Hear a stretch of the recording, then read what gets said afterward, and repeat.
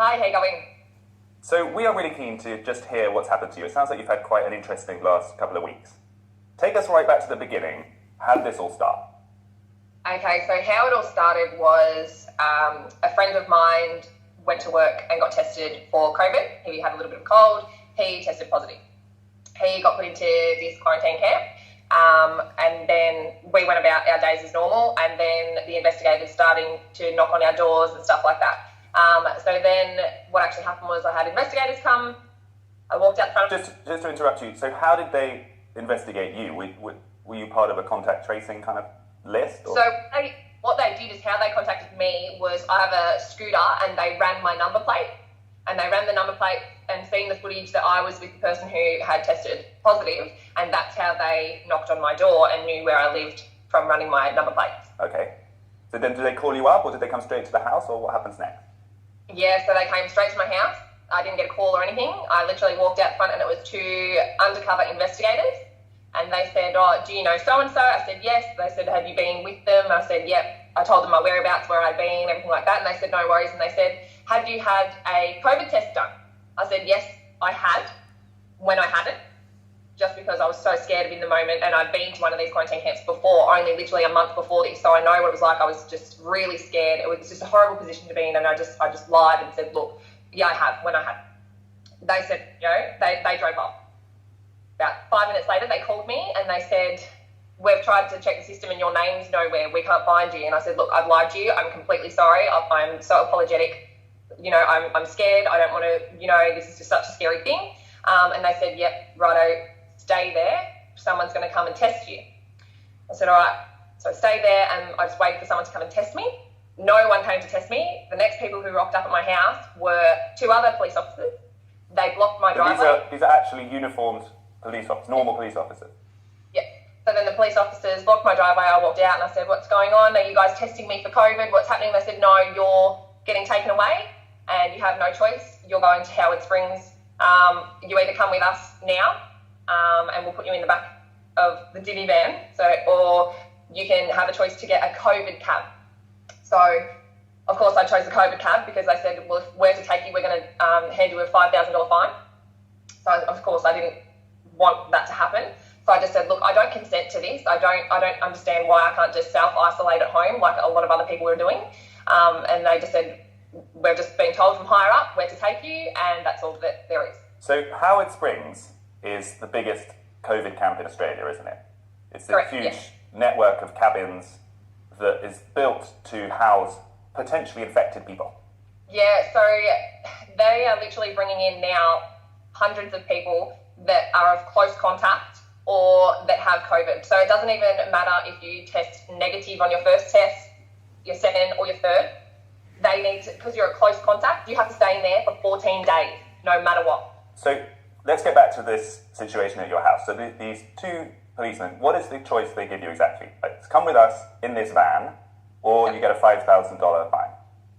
Yeah, so you come with us, we take you there and you're given a $5,000 fine, or we will call a COVID cab and we will not fine you. So it's pretty much you have to consent, otherwise you're getting a $5,000 fine. Okay, so then some hours later, the COVID cab arrives.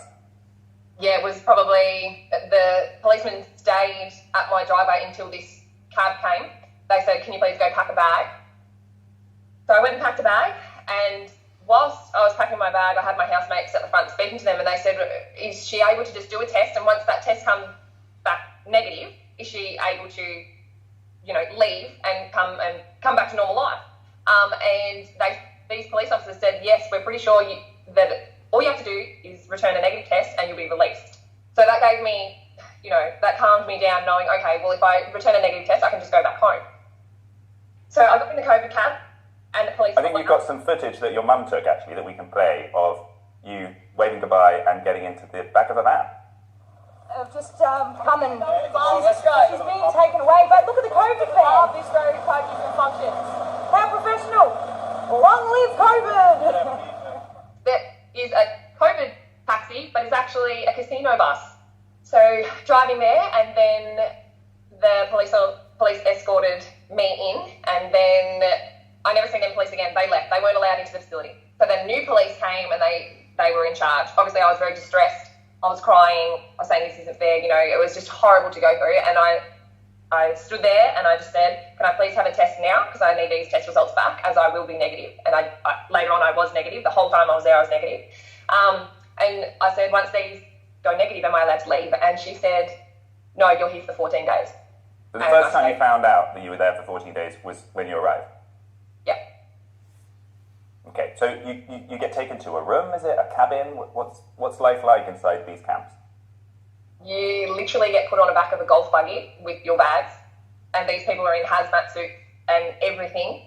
They don't want to come near you because they think you're infectious, and they literally drop you to your room and they leave you. They don't come and say anything. They don't check up. They don't do anything. You get delivered your meals once a day and you are just left. And are you allowed to talk to people? I mean, we could have you spoken to people from inside the camp? We can, but we're only allowed to stay in our designated areas, which is nothing, maybe 2 meters. We have a deck that we're allowed to go out and maybe get a little bit of sunlight, but that is it. If you get caught off your decking without a mask on or anything, you get a $5,000 fine. And then that happened to me, so I didn't get a $5,000 fine. I got a written up warning, which is, I actually sent you guys some footage on that as well. Yeah, so tell us about what we're about to see here. So these are the officials inside the camp who are disciplining you because you were apparently not being contained within your area, is that right? Yeah, correct. So I went to the bin to put something in the bin that I was not wearing a mask. Mind you, I actually have an exemption. I don't need to wear a mask. I have a medical condition. And the person that came to hand me the notice was another police officer. So what's the go? So this I'm going to give you a warning, yeah? It's an official warning that you have to stand above and obey the rules while you're here, yeah? And that's, we have to go the rules again. I don't care. So am I allowed to go to the laundry?